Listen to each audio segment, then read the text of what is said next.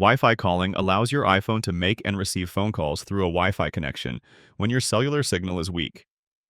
Here's how you turn it on. First, we'll go to Settings, and under Settings, we'll go to Cellular. Then scroll down and go to Wi-Fi calling. Nothing too complicated here. To use Wi-Fi calling, you'll simply toggle it on. If Wi-Fi calling is completely missing on your phone, don't panic. It usually means one of two things. Either your carrier doesn't support it on your specific plan, or you're using an older phone that isn't compatible.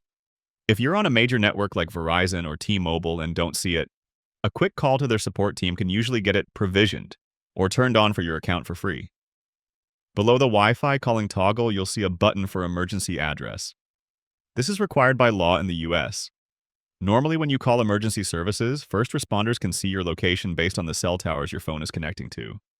When using Wi-Fi calling, they don't see that info, so the law requires you to give an emergency address through your carrier. That way, if you call 911 through Wi-Fi, they'll know your address. The last option down below is an interesting one. By default, your iPad or Mac can make calls through your iPhone if they are on the same Wi-Fi and the iPhone is nearby.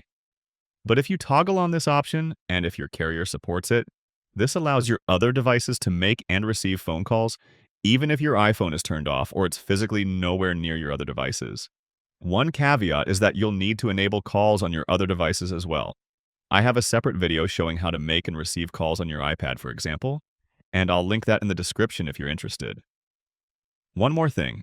If you want to see if your phone is currently using Wi-Fi calling, you can swipe down from the top right corner to open your control center. Then on the top left, look for your carrier name. If it says Wi-Fi next to it, your phone is currently using Wi-Fi calling. If not, your cellular signal is strong enough that Wi-Fi isn't needed. Click the like button if this helped, and subscribe for more easy guides like this.